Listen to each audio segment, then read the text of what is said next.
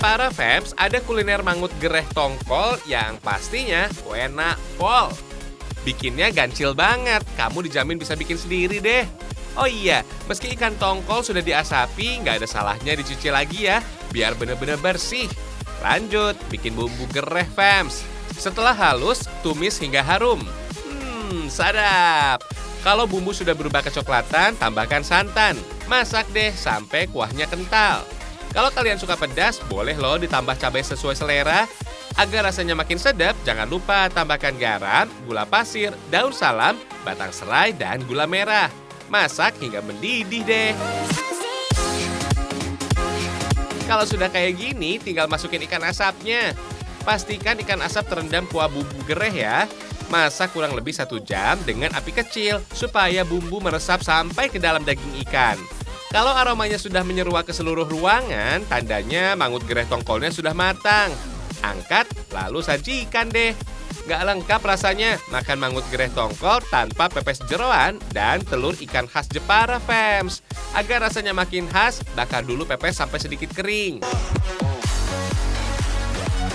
Jeroan ikan yang dipakai umumnya adalah jenis ikan laut. Tapi kalau kalian lebih suka ikan air tawar, sah-sah aja kok. Tara, mangut gereh tongkol dan pepes jeroan ikannya sudah matang. Kebetulan banget, perut sudah berdendang kencang. Yuk kita makan. Wah, rasanya enak banget, Fams. Daging tongkol yang berserat tebal berpadu dengan kuah mangut yang khas bikin nafsu makan bertambah. Apalagi ditambah dengan pepes jeroan yang kaya rempah. Duh, berat badan bisa makin bertambah nih. Hihihi. Oh iya, Fams, ikan laut kayak protein dan omega 3. Jelas bermanfaat bagi kesehatan jantung dan penyakit asma. Wah, cocok nih makan ikan laut secara rutin. Apalagi di tengah badai COVID-19 yang menyerang pernafasan.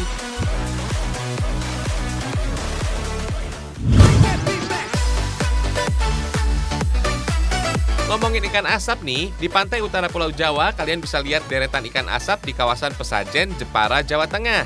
Saat melintas, kalian pasti mencium aroma khas ikan asap yang keluar dari cerobong. Bikin perut keroncongan, Fams.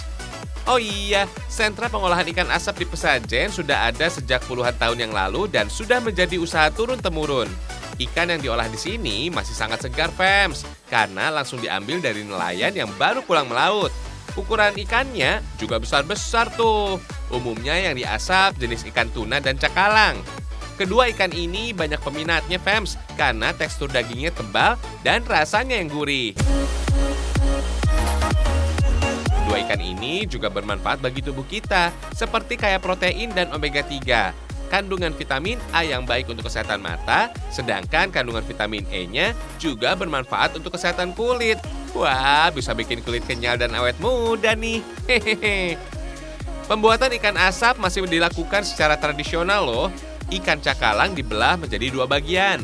Buang isi perut, lalu potong kembali menjadi 4 atau 6 bagian. Pokoknya potongannya tergantung ukuran ikan, Fams. Fams, ikan ini harus dipotong-potong karena tekstur dagingnya yang tebal, sehingga bisa mempermudah proses pengasapan nanti. Setelah dipotong, ikan ditusuk dengan batang bambu seperti sate. Lalu cuci deh sampai bersih. Tinggal diasap aja deh ikannya. Proses pengasapan masih dilakukan secara tradisional dengan kayu bakar. Teknik pembakarannya juga nggak boleh asal, harus dengan asap bakaran kayu saja ya. Kalau api mulai terlihat, api harus segera dimatikan dengan cara dipercik air. Uniknya, semua ikan yang diasap ternyata tanpa ditambah bumbu tuh. Pantesan aja, cita rasa asli ikan masih terasa. Setiap hari ada ratusan ikan segar yang diasap. Jenis ikan yang dipakai juga beragam tuh, mulai dari ikan pari, manyung, atau barakuda. Agar tekstur ikan tetap kenyal, proses pengasapan ikan nggak perlu terlalu lama, hanya sekitar 10-15 menit saja. Kalau kelamaan, tekstur ikan jadi kering dan keras. Kurang pas tuh kalau diolah jadi masakan.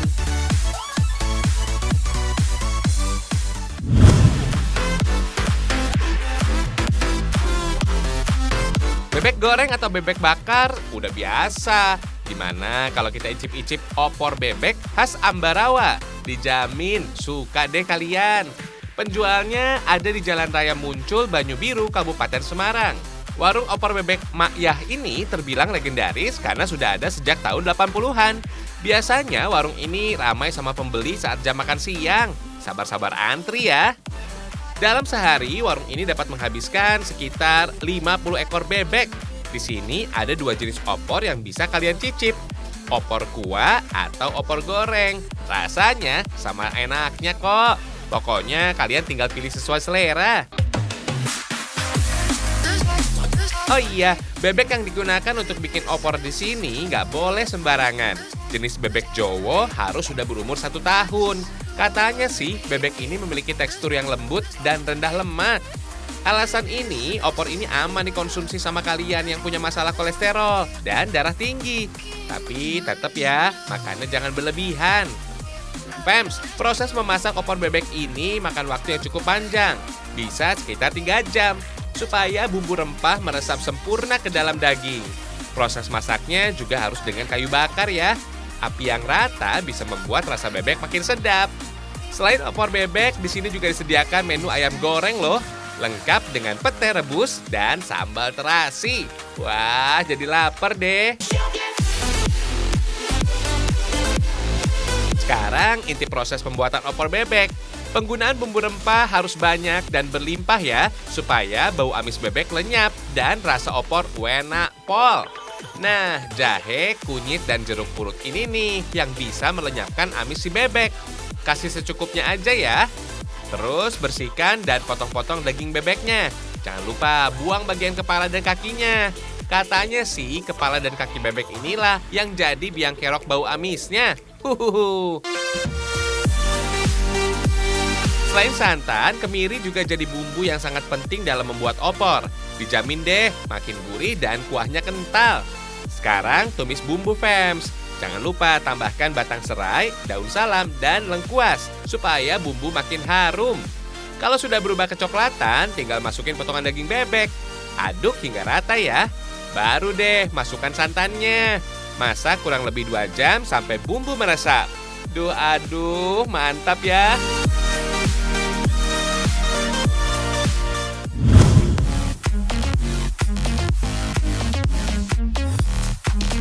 Lanjut ke Jombang, Jawa Timur ya, Fems. Di sini ada olahan unik yang asyik. Namanya entok daun racun. Kok racun dimakan sih? Tenang, Fems. Daun racun kalau diolah dengan benar aman dikonsumsi kok. Biasanya daun racun diolah menjadi sayuran. Kalau dilihat dari bentukannya, daun ini mirip dengan daun singkong. Tapi ukuran daun racun lebih lebar, Fems. Daun racun Fems kaya zat alkaloid, saponin, lemak, dan amilodextrin yang dibutuhkan oleh tubuh. Daun ini juga dipercaya bisa membuat tekstur daging entok yang alot menjadi cepat empuk tuh. Pemilihan daging entok karena rasanya yang lebih gurih dan enak dari daging bebek. Yuk sekarang kita buat bumbu untuk entok daun racun. Bumbu yang digunakan cukup banyak, Fems, untuk mengatasi masalah bau amis seperti kunyit dan jahe. Tambahkan juga daun jeruk supaya bumbunya makin enak. Untuk menghilangkan racun, rebus daun dengan garam selama 10 menit sampai getahnya hilang. Lanjut, bersihkan daging entok. Tambahkan air jeruk nipis dan garam supaya bau amisnya hilang. Lalu tumis bumbu, haluskan sampai harum, Fems. Masukkan potongan daging entok, tambahkan sedikit air dan masak hingga mendidih. Jangan lupa masukkan daun racun. Masak sampai tekstur daging entoknya empuk. Kalau aromanya sudah menyeruak, tandanya entok daun racun sudah matang. Langsung angkat dan sajikan deh. Enak banget. Daging entoknya empuk, berempah, gurih, berpadu dengan daun racun yang sedikit pahit dan khas rasanya. Meski namanya daun racun, tapi daun ini kaya akan manfaat untuk kesehatan tubuh kita loh. Daun ini kaya serat, Fems, sehingga bagus untuk pencernaan. Ternyata nggak selamanya yang pahit itu menyedihkan ya. Buktinya daun racun yang agak pahit bisa nyatin badan. Hahaha.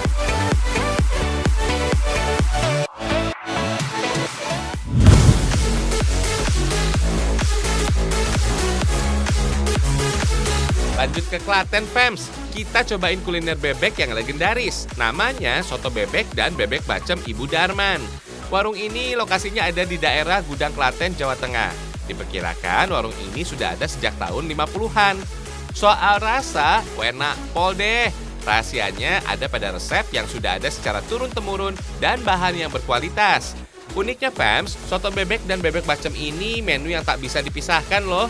Pokoknya kalau pesan soto bebek tak lengkap tanpa bebek bacemnya. Begitu juga sebaliknya.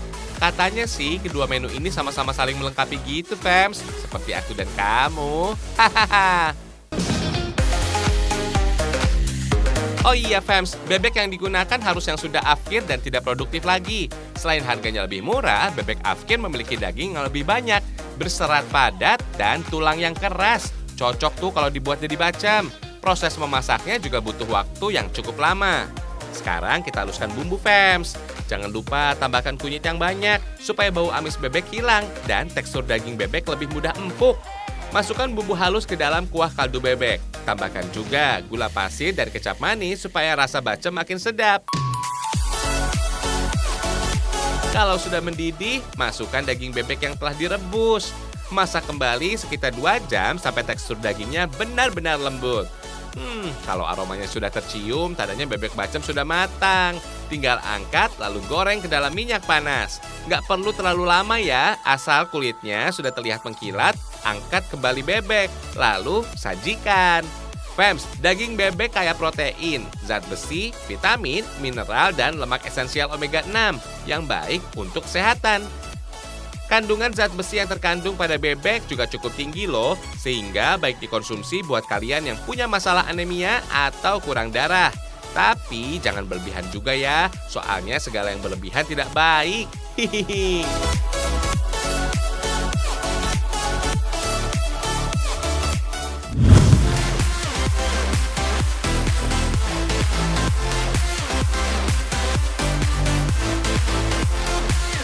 Kita geser ke Solo ya untuk menikmati soto gerabah. Nama soto gerabah Fams karena disajikan dalam wadah gerabah tanah liat.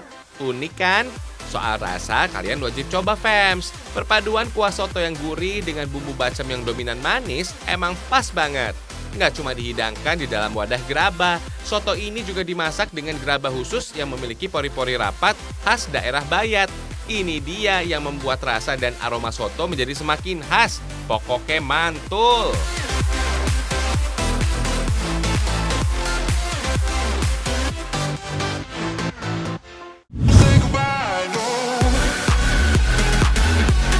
Ngomongin soal gerabah, kita lihat proses pembuatannya. Lokasinya ada di Desa Melikan, Kecamatan Bayat, Kabupaten Klaten. Daerah ini dikenal juga sebagai sentra kerajinan gerabah tuh. Di sini hampir seluruh warganya berprofesi sebagai pengrajin gerabah Fams. Kalau mau yang sedikit beda, kalian bisa langsung datang ke galeri milik Pak Tri Tedan. Di sini gerabahnya penuh dengan hiasan motif batik dan warna-warni yang keren abis. Tuh lihat, bagus-bagus ya gerabah batiknya. Bisa mempercantik ruangan rumah kalian nih. Dinamakan gerabah batik karena gerabah ini dilukis dengan corak batik.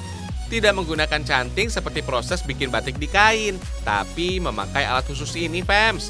Oh iya, alat ini asli dibuat sendiri oleh Pak Tri untuk mempermudah proses membatiknya.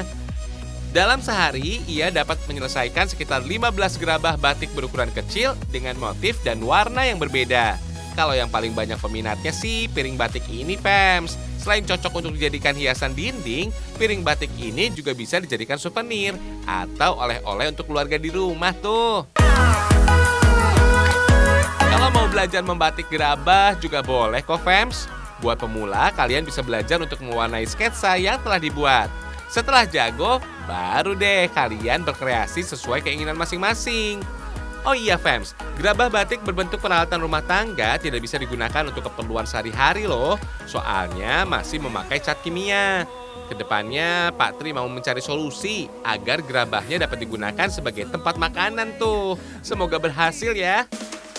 Buat kalian yang suka memakai peralatan rumah tangga dari gerabah, kita punya tips supaya aroma khas tanah liatnya berkurang nih. Caranya, masukkan daun teh kering atau bubuk kopi ke dalamnya. Lalu seduh dengan air panas dan diamkan semalaman. Daun teh dan kopi memiliki sifat menyerap bau sehingga pas untuk mengikat bau khas tanah liat yang terlalu kuat. Tinggal cuci yang bersih dan langsung dipakai deh.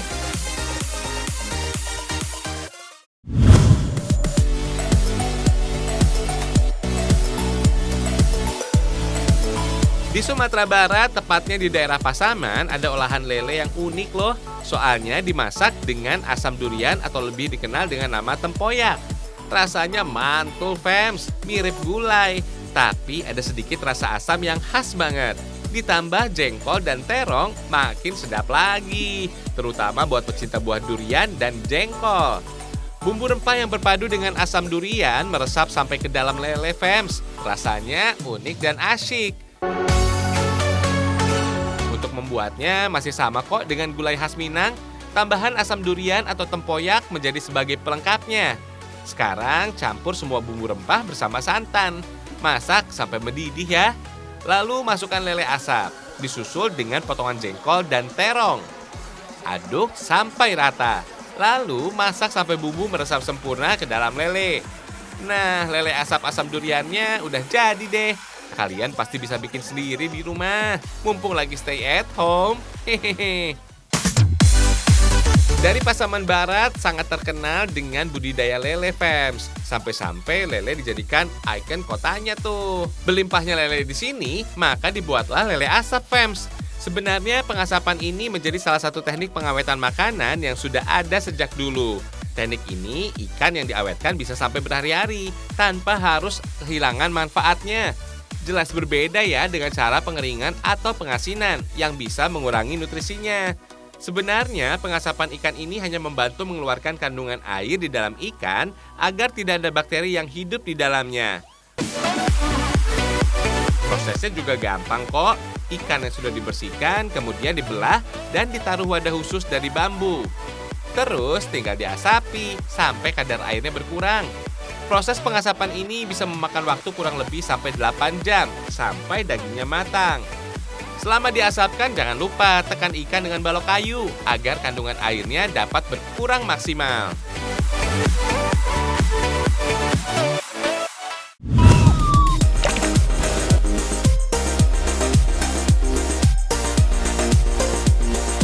Kalau wabah COVID-19 sudah lenyap dari muka bumi, rencanakan deh berkunjung ke Pulau Mandeh.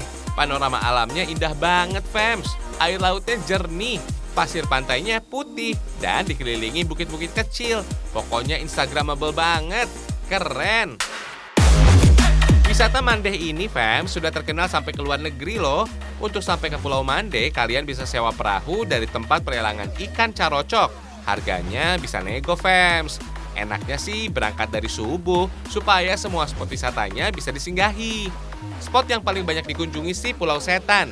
Gak seseram namanya kok. Pulau ini memiliki pantai pasir putih yang memanjang dengan air laut yang relatif tenang.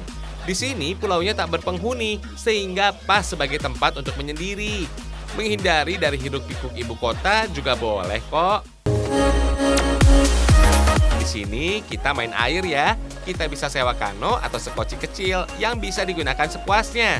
Tapi berbeda dengan kano pada umumnya nih, fams. Kano yang ada di Mandeh tidak didayung, tapi didorong seperti ini nih. Hahaha, seru kan? Kalau suka yang ekstrim, kalian juga bisa ikutan main wakeboarding, fams. Jangan habiskan energi di Pulau Setan saja, fams. Soalnya masih banyak spot yang gak kalah keren dan pastinya asik buat mantai. Salah satunya Pulau Sironjong kecil ini, fams. Di sini kalian bisa memacu adrenalin dengan melompat dari atas tebing seperti ini nih. Duh, kok jadi deg-degan ya? Cihuy, asik banget deh. Tebing ini lumayan tinggi loh, fams, sekitar 15 meter. Kalau nggak yakin, mending jangan coba-coba melompat deh. Berbahaya. Biarkan mereka yang sudah ahlinya saja yang melompat. Kalau penasaran mau coba, ada kok tebing yang nggak terlalu tinggi, cuma 5 meter aja. Sebelum lompat, jangan lupa berdoa. 1, 2, 3. Seru! Akhirnya berhasil juga, fams. Emang deh, keinginan yang besar kadang-kadang bisa mengalahkan rasa ketakutan di dalam diri kita. Jadi, jangan pernah takut untuk mencoba, fams. Untuk relaksasi, kalian bisa berenang bareng dengan ikan karang seperti ini.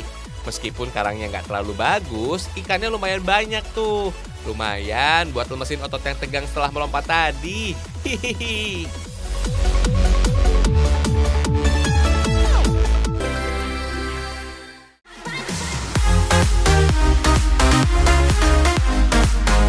Udah dulu ya informasi unik dan menarik hari ini.